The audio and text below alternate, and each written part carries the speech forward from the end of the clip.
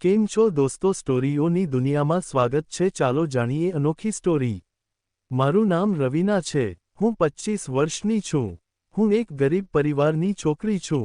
હું ખૂબ જ સુંદર છું જેને જોઈને બધાના હોશ ઉડી જાય।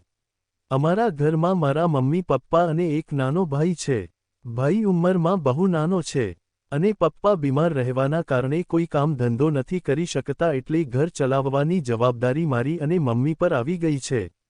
મેં મારો અભ્યાસ પૂરો કરીને હું નોકરીની તલાશમાં હતી અને એક દિવસ મારે એક માલિક સાથે મુલાકાત થઈ। માલિક પણ એક મહિલા વર્કરની તલાશમાં હતા। બધી વાત કર્યા પછી માલિક મને તેમની ઓફિસે લઈ ગયા અને મને મારું કામ સમજાવ્યું। હું ઓફિસમાં બહુ ઈમાનદારીથી કામ કરતી હતી અને મારું કામ જોઈને મારા માલિક હંમેશા મારા પર ખુશ રહેતા। અમે દરરોજ સાથે ચા નાસ્તો પણ કરતા હતા। મને નોકરીમાં હવે 1 વર્ષ પૂરું થયું હતું। હું માલિકની બહુ નજીક આવી ગઈ હતી।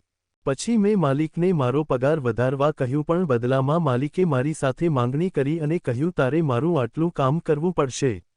હું પણ મજબૂર હતી।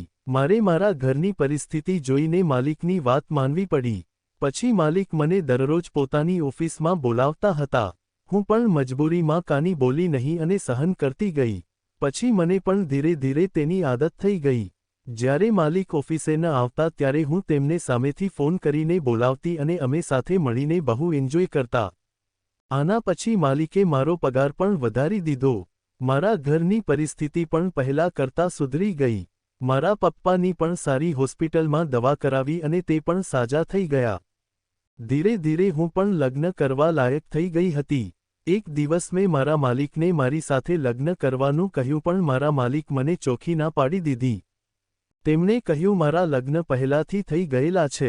માલિકે કહ્યું, આ તો હું ખાલી તારી સાથે મજા કરવા માટે મેં આવું બધું કર્યું હતું। અને માલિકે મને નોકરીમાંથી પણ છૂટી કરી નાખી। પછી મારે ઘરે બેસવાના દિવસ આવ્યા અને હું બહુ ઊંડા સદમામાં જતી રહી। ધીરે ધીરે પછી મેં મારી જાતને સાંભળી અને હું ફરીથી નોકરીની તલાશમાં નીકળી ગઈ। મને એક સારી જગ્યાએ નોકરી મળી ગઈ।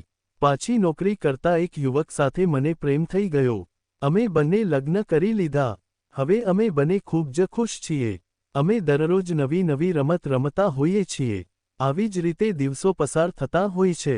ધન્યવાદ દોસ્તો વાર્તા સાંભળવા માટે।